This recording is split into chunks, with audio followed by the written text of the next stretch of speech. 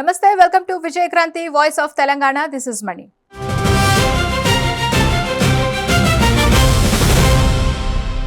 ఎగువ రాష్ట్రాల్లో కురుస్తున్న వర్షాల ప్రభావంతో తెలంగాణలోని కృష్ణా గోదావరి బేసిన్లలోని ప్రధాన జలాశయాలకు వరద ప్రవాహాలు కొనసాగుతున్నాయి. పలు ప్రాజెక్టుల్లో ఇన్ఫ్లోలు పెరుగుతుండగా అవసరానికి అనుగుణంగా దిగువకు నీటిని విడుదల చేస్తున్నారు.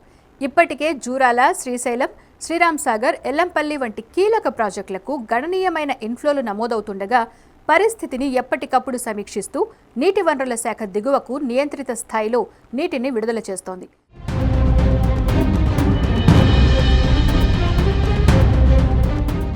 జూరాల ప్రాజెక్టుకు ఎగువ ప్రాంతాల నుంచి వరద అధికంగా వస్తుండటంతో అధికారులు 29 గేట్లను ఎత్తి దిగువకు నీటిని విడుదల చేస్తున్నారు.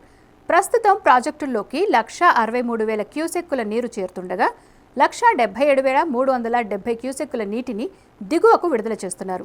జూరాల ప్రాజెక్టు పూర్తి స్థాయి నీటి మట్టం 318.516 మీటర్లు కాగా ప్రస్తుతం నీటి మట్టం 317.33 మీటర్లుగా నమోదైంది.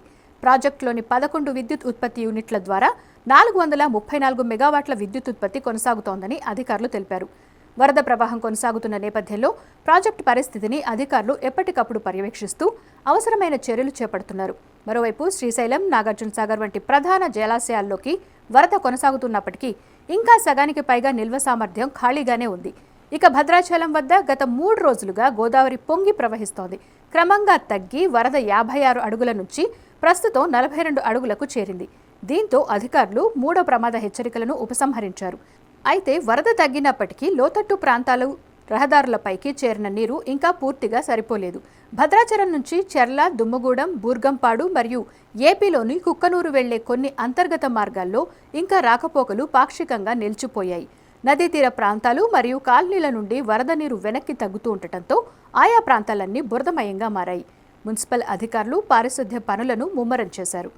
దీనిపై మీ అభిప్రాయాలను కామెంట్స్లో చెప్పండి. వీడియో నచ్చితే లైక్, షేర్, సబ్స్క్రైబ్ చేసుకోండి.